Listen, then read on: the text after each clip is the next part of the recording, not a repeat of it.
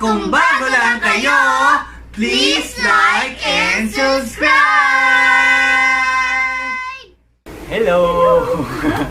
Ang topic namin ngayon ay tungkol sa boundaries or parang fence, ganyan. Naisip namin i-discuss, share tong topic na to with you kasi yung mga babies namin recently, dahil para hindi makalabas ng kwarto muna or para hindi sila mapunta dun sa dining area, nilagay kami ng mga storage boxes to serve as parang wall para hindi sila makapunta dun. So, naisip namin, parang kay God, di ba, si Lord, yung mga God's law, para rin siyang boundaries for us or parang mga harang din siya, fence.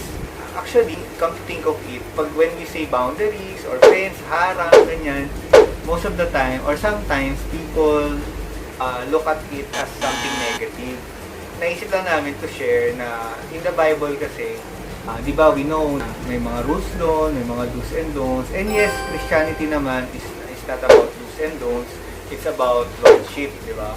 Na salvation is a free gift from God. But at the same time, you need to accept Lord Jesus as your Lord and Savior. And making Him as Lord, it will start from the heart naman. Pero siyempre, di ba, as we go along our Christian life, siyempre God will reveal to us yung mga laws sa Bible, mga do's and don'ts doon na nire-reveal niya sa atin na dapat di na natin gawin or ganito or ganyan. So, eventually, even though we say that it's not a matter of do's and don'ts, siyempre, konti-konti, God reveals it to us. So, yung mga boundary na yun, even though, kasi mga babies, di ba, minsan umiiyak kasi may harang, pero actually, it's meant for their own good. Since, in-example nga namin yung sa babies namin, na lagay kami ng harang from sa kwarto namin, going to the kitchen, so, sila, kaya namin ginawa yun, kasi alam namin, na pwede silang masaktan or masugatan once na pumunta na sila dun sa kitchen, sa dining area, dahil marami pang gamit doon. Kasi hindi pa namin na baby-proof kasi. Kaya kami, as parents, ayaw namin silang masaktan. So, alam namin na kung ano yung mas makakabuti sa kanila, hinarangan na namin muna bago pa mangyari na masaktan pa sila. Ang hindi inaasahang pangyayari. And same with us, di ba? As mga anak ni God, mga tumanggap kay Lord as Savior, these or mga do's and don'ts sa Bible will serve as our protection din naman.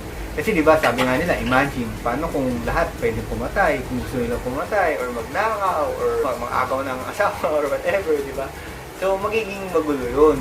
Hindi siya magiging okay. Honey, my loves, based on this topic, kumbaga, ano bang makapagbigay ka ba ng parang example na how God's law or yung mga nakalagay ni do's and don'ts sa Bible help you? Another application, yung submission naman with the husband. So, di ba tayo, kapag may asawa na tayo, hindi naman pwede na kapag ang babae nagdesisyon, siya lang. Or ang lalaki nagdesisyon, siya lang. So, kailangan dalawa kayo na magdedesisyon kasi iisa na lang kayo mag-asawa na kayo. Yes. Kaya naman niya nasabi yun, kasi nga, di ba, one of God's law, sabi niya, wives, submit to your husband. So, ayun. So, anong gusto mong i-share pa doon? In my experience kasi, example lang, na kapag ako yung nagde-decide, though sinasabi ko naman sa kanya, sa husband ko, pag hindi siya nag-agree, so, nangyayari na parang nag-feel ako afterwards, and then nagsisisi ako na sana sinunod ko siya. Kasi, in a way, parang si Lord, when I'm praying, kasi si Lord, parang nakausap niya ako through my husband. So, yung mga insights niya, laging may point, ganon. So, kapag binaliwala ko yun, at the end, nagsisisi din ako. Pero to balance it out, hindi naman pwedeng sabihin natin na laging tama na lang si lalaki. So, gusto lang nating i-point out dito, or what you call that? I-emphasize na kailangan lang nating mag-submit sa lalaki, na hayaan natin siyang to grow, na magkamali, di ba? Minsan, tama naman talaga si babae, pero parang sabi nga minsan ng pastor Star, just give it to your husband na to lead kahit na feeling mo tama ka.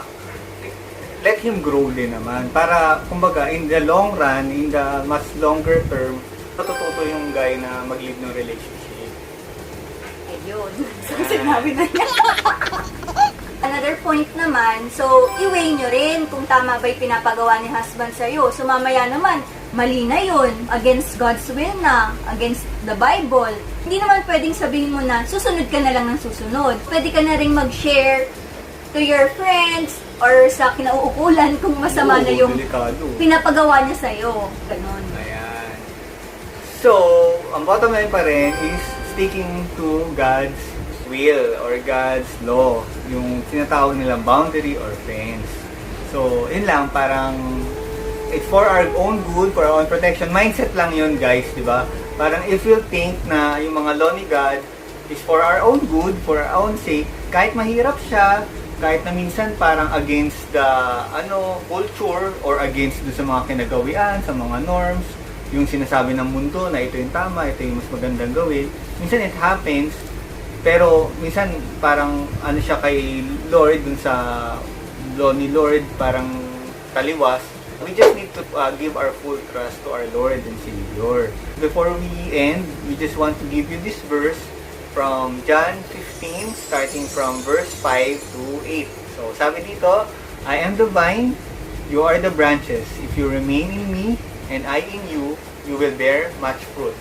Apart from me, you can do nothing. Sabi sa verse 6, if you do not remain in me, you are like a branch that is thrown away and withers. Such branches are picked up, thrown into the fire, and burned. Sabay tayo. If you remain in me, and my words remain in you, ask whatever you wish, and it will be given to you. This is to my Father's glory, that you bear much fruit, showing yourselves to be my disciples. Yun lang. God bless everyone. We hope na na-enlighten naman kayo dun sa share namin and it encourage you to follow God's ways. Yun lang. Paalam. Bye-bye. Bye! Thank you for watching. Bye-bye!